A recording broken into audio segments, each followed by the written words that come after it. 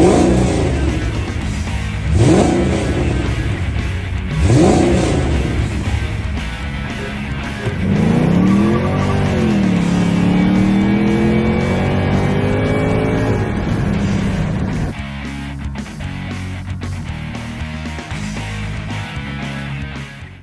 guys, welcome back to the channel. It's Adam with ND72. So today we got the E55 back in my little garage.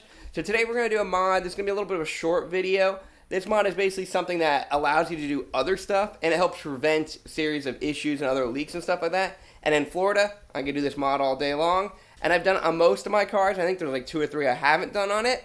So we're going to show you how to do it. I'm going to show you what they are. Alright, so what we're going to be doing today is deleting the secondary air pump. So it's going to be deleting the little valves over here. It's going to be deleting a series of possible air leaks, and then you got a pump way down there. So the benefit of this mod is, first of all, you clean up the engine bay a little bit. In theory, you get a little bit more airflow, so when the air comes in, it can actually go under the supercharger and cool it down a little bit. Maybe it does, maybe it doesn't. You drop a couple LBs, and you eliminate a lot of possible vacuum leaks, and it allows you, so if you need to do a loop fuel rail, you have to remove these to do that. If you want to do the VRP tensioner, you have to do this to remove it. So it's a good thing to have it, and I take them off all mine, especially because they're problematic and the pumps usually go bad. So what you're going to need, I got mine from East Coast Euro. I mean, I've ordered multiple of these, so I have them just stashed at my house. VRP sells them still. A lot of companies sell them. I just always got them from East Coast Euro, but I don't even think they're really around anymore. And then you're going to need 4 of these little plugs. So you could order these right from Mercedes. They were like $1 to $2 each before back in the day. I don't know if you can even see that part number. No, I'll put it down on the screen. But in case, it's going to be A15503100033. This is from Orlando. They got these in stock. And these are going to help you to just plug everything up. Or you can just go to your auto parts store and try to find one. But these are actually even say AMG on them. They look pretty cool. If the camera will focus. Now it won't. Let's see if I can get it like that. Yeah, see, they even say AMG on them. Whoop, spin it around. So it looks a little cool. Step 1, remove the airbox. That's pretty straightforward. I didn't really show you that. Next, you're going to remove driver side surge tank, which these are Torx 30s. And then you're going to have to remove down there, which is just a 7. So just be gentle. Don't really put like a huge impact on there. Do like a ratchet to break them loose. Pull them out and swing it. So now you get the driver surge tank off. Just put it to the side. And then the bolt you're looking for is going to be this. It's a Torx 45, and it goes right into that hole. So just be very careful you don't drop anything there. You really should put tape over there, just so you don't drop anything in the engine bay. You're going to pull this out. There's going to be this little line here. Break that one loose. You'd even see I had like a little bit of like corrosion on mine. And then pull all the lines off. So you got this line. Pull that off. Now, how you want to do this is you want to spin them a little bit and break them loose, then pull them out. Don't just rip at this, and don't go like this, and don't go like that, or you'll snap it. So as you can see, you just wiggle it back and forth. Just keep breaking it loose. Don't snap it. Just keep wiggling it, and then pull straight up. Might take a little bit. Depends how old your car is, how many mileage, and how bad this really is. And then there's a gasket down there. Don't drop the gasket. So I'm going to put the camera down and do it. So we got it out. It wasn't that bad on mine. And then there's the gasket. So these are metal gaskets. So you could either order new ones, or I'm just going to reuse mine.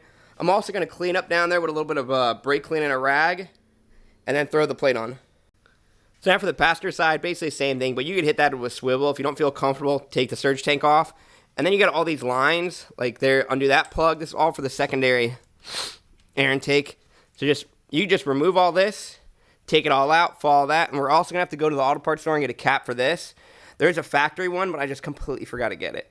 Maybe I'll call Mercedes and see if I can get 2 of these, and they're cheap enough. I'll just shoot over there and grab them. So we're going to start ripping all that out. And then as you can see this side, I already put the new one in.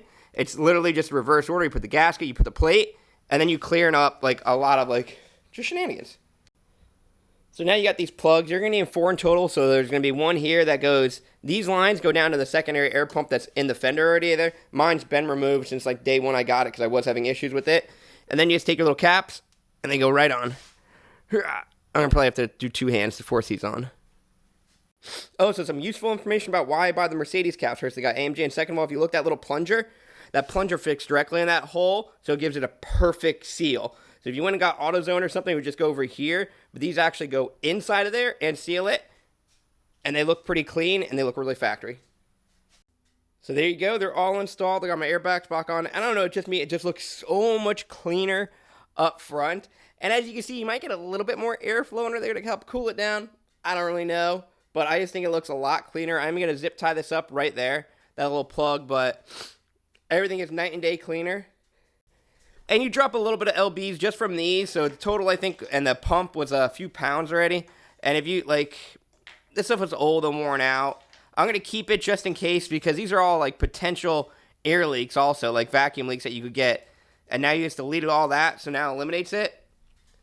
Now from that whole system, if you were going to get an air leak, it would just be from these gaskets, which now you have so much more room. So next time, you really shouldn't have to remove the surge tanks if you do need to change those gaskets. It's just, you can do a little swivel. I don't know if my light will even get in there yet. See right there? So I'm super happy with it. Not bad. So I'm super happy with it. Overall, like, it just made it cleaner. We dropped some LBs. You will get a check engine light for it, but VTech could just eliminate that for you immediately. Just tell him that you have your secondary air pump deleted. He'll delete it for you, so you won't have a check engine light. You know what I mean? It's overall not really a bad mod. I like it a lot, and in Florida, we're 100% okay to have it. So I hope you guys like it. I'll put a link below of all, like, the little plungers and caps and all the little stuff you might need. If you guys got any questions, hit me up either on here or on Instagram at BuffyCLK500. Make sure you guys hit that like button, subscribe, and I'll catch you guys later.